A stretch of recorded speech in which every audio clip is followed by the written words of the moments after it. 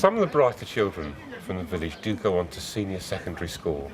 Now there's none around here, so they've got to move away from the area to go to senior secondary school. And some of them have made it. We've had some bright kids come through. They need a lot of funding to go there because it's their accommodation, their food and their school fees. And we've helped maybe it's a small number, about half a dozen, to do that, but it can only be the brighter kids. Tom was determined that we should do more, and Tom's determination is unstoppable. It's just incredible. I've never met a human being like him, I don't think. We were talking about what the future of these students was, and the teacher told me that maybe 2 of the 22 would go off to college somewhere, but because of economic reasons most of the others couldn't afford it. So I started thinking that if we could bring a college to the community, then we could get more of the kids to stay within Mankoadze and the 2 other villages. And that's important because the fishing industry down here is dying because of the dredging of the deeper waters by other countries.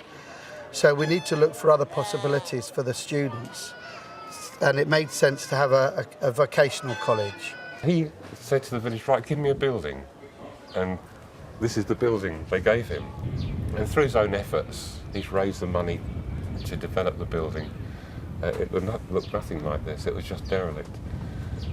And it's taken 2 years, hard work, but we opened in September with our first students, I think 53 students.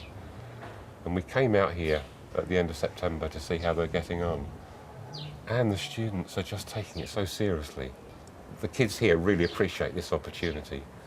They come in the morning early, they work through to about 2 o'clock, and then they have their break, but they're back here at 7 o'clock in the evening to do studying. We've decided that we're just starting with 4 subjects. We're doing catering and hospitality, textiles and fabric printing, IT and computing, and building and construction.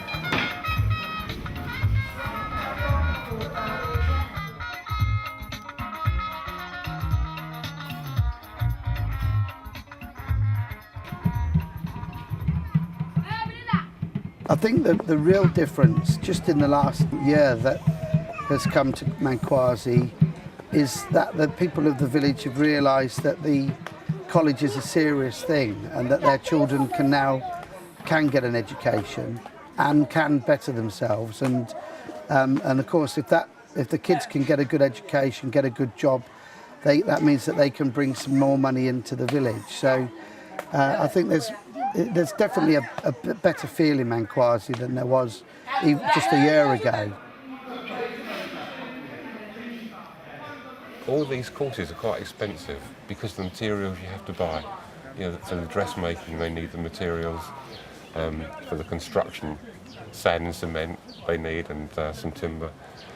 The cookery is also, you have to buy some ingredients. So it's quite expensive to run, but somehow we're going to find the money. I don't know how, but it will be provided somehow. We're always looking for funds because there's always things to do in the village.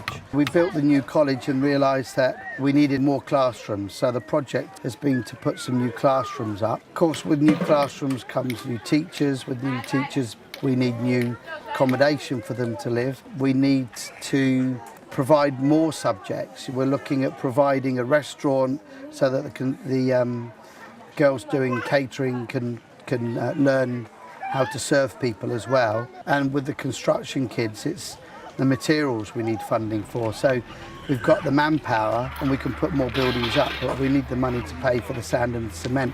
So funding for the next couple of years will be on new classrooms,